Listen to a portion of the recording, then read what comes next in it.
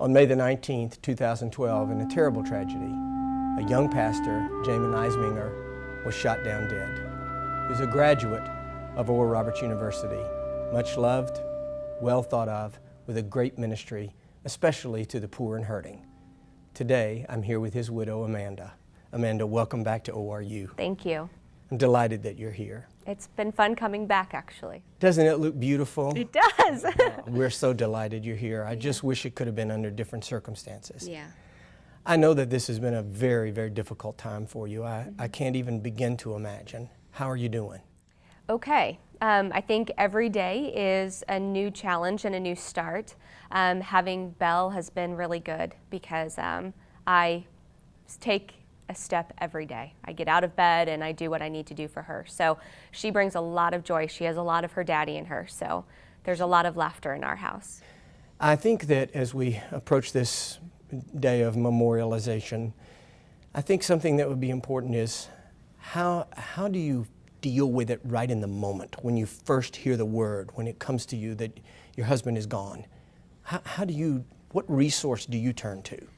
I was very lucky to have, there were 6 people that came to my house, including the sheriff and, or the sheriff chaplains. And 2 of those are the co-pastors, Derek and April, and then a couple other people from our congregation.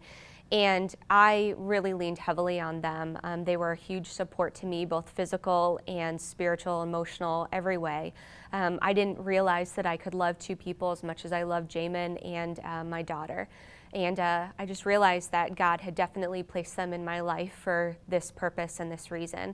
So to answer your question, it was an amazing shock. I think I lived in adrenaline for at least the first couple of weeks. Oh.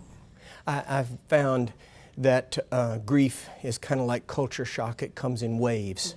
You think you've dealt with it, everything's okay, and then you find a pair of shoes or something and it sweeps over you again. Have you found that to be true? Absolutely. No, it is. And sometimes it can happen multiple times during the day. I think even driving here, I kind of started passing things that I remembered. And when I got off the Riverside exit, I kind of got a little teary-eyed and going past the parks and stuff. I remember he and I would go there all the time and we would swing and stuff like that. So that's one place that I'm very excited to bring Belle to, just to be able to play and tell her this is where she and her daddy and her mommy used to come and just burn off energy and run on Riverside and all that stuff. Part of what this chapel is about is the dedication of the memorial. And a memorial is to remember and then to look forward. So I want to ask you a question. If you could speak to all of the families in the whole world that are grieving, everybody's grieving over something, a loss, a death, something. And we have families here in the auditorium today that are grieving with you. Their loved ones' names will also go on the memorial with Jamin's. If you could speak to all of them in the whole world all at the same time, is there anything out of all this that you've learned that you want to say? Yeah, I think the biggest thing is that it's okay to be sad. It's okay to hurt. It's okay to ask God the tough questions.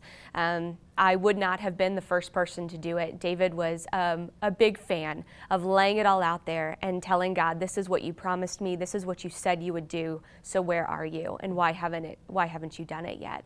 And I think that me leaning on that and knowing that there is absolutely nothing that I could ask God, say to God, yell at God, do whatever I needed to do.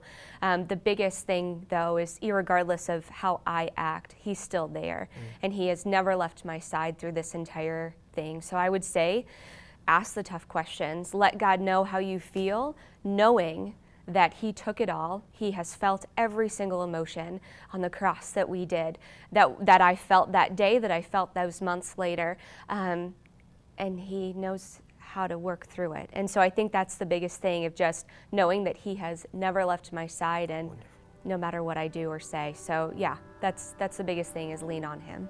Amanda, that's absolutely wonderful. I want to thank you for joining us for this chapel, this day, and especially for joining me here on this. Thank you. God bless you. God bless Belle. Thank you. And God bless ORU University.